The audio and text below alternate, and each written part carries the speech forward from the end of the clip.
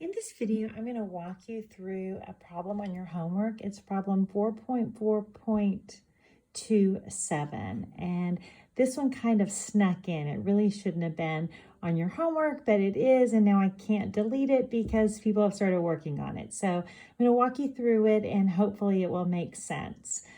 So you are going to ask to solve for the measure of the angles of this triangle. So in order to solve this, you need to know a couple things about triangles. One, you need to know that all the angles in a triangle add up to 180 degrees.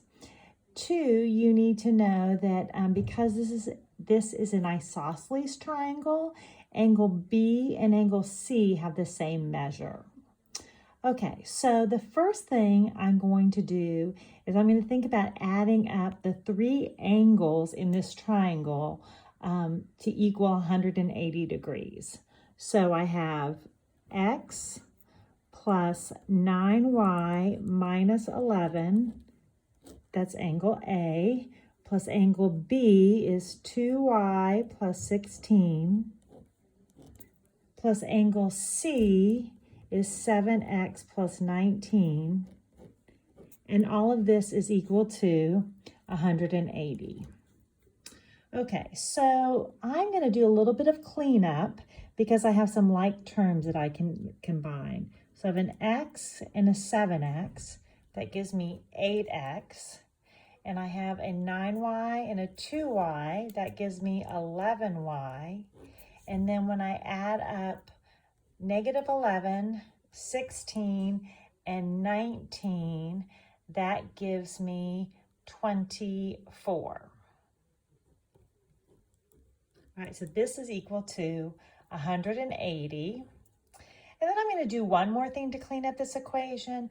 I am going to subtract 24 so that I just have my variables on one side of the equation. So I have 8x plus 11y is equal to 156. Okay, so notice that you have two variables in this equation. So when you have two variables or two unknowns in an equation, the only way that you can solve this is if you come up with another equation. So the number of variables in an equation tells you how many equations you need to come up with. So I have two variables, so I'm going to have to come up with the second equation.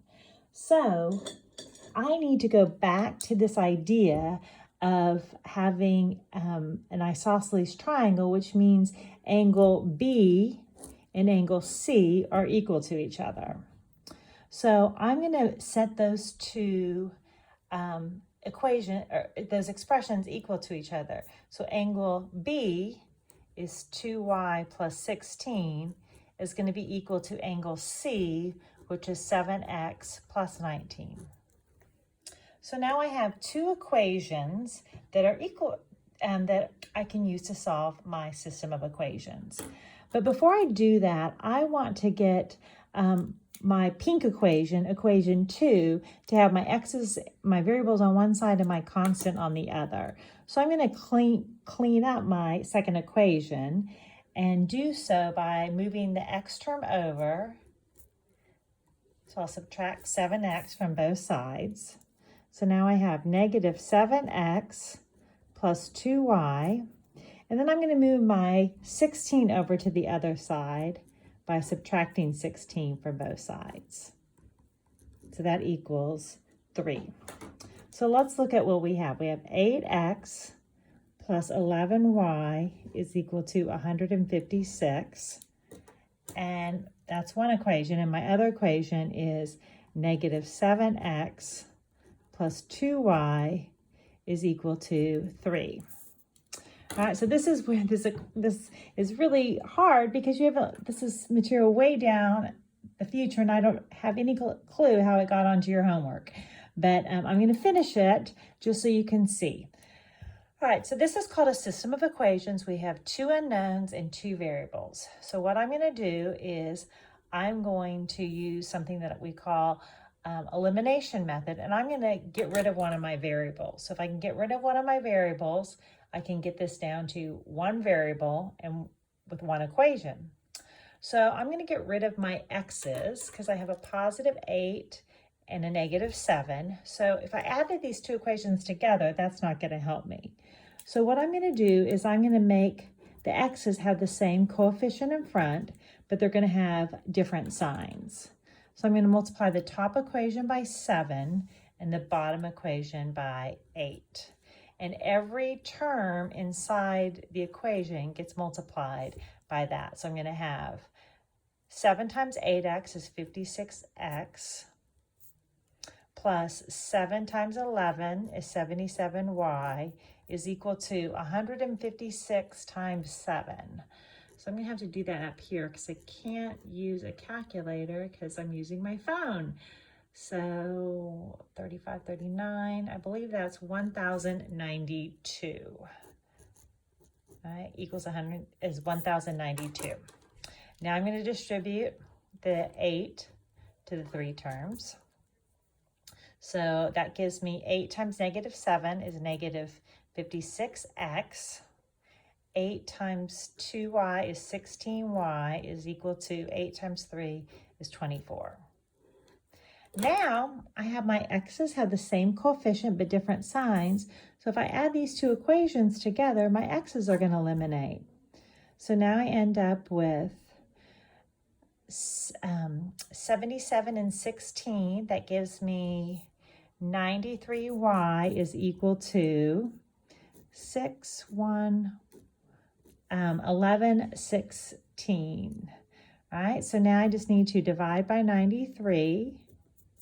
And then when I divide by 93, I'm going to have to do this over here. I'm solving for y, so 93 goes into 111, 16. That'll be 1 time, do a little bit of long division here. 8 gives me 186. Yay. That, divide 186 by 93, that's 2. So now I know that y is equal to 12. Yay! We are so close to solving our equation. Except my camera's shaking. Sorry, this is 12.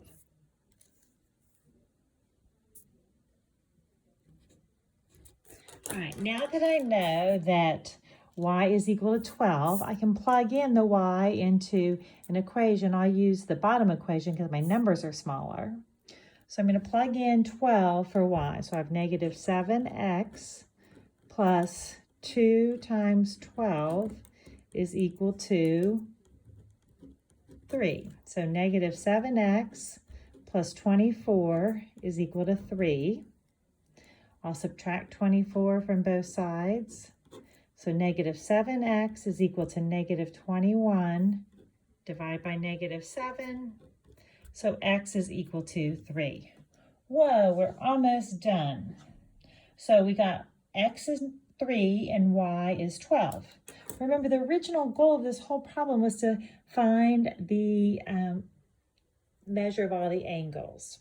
So I'm going to plug in, starting with a. So I have 3 for x plus 9 times 12 minus 11. So that's going to be 3 plus 9 times 12 is 108 minus 11. So that will give me 100. So now I know that angle A is 100. All right, so now let's solve for B. B is equal to 2y plus 16, so 2 times y is 12 plus 16, so that's 24 plus 16, which is 40 degrees. So if B is 40, because it's an isosceles triangle, I know that C is also 40. Or you could plug in the 3 in for the x and get 7 times 3 plus 19, which is also 40. So wow, this was a really challenging problem, and I apologize that it was on your homework.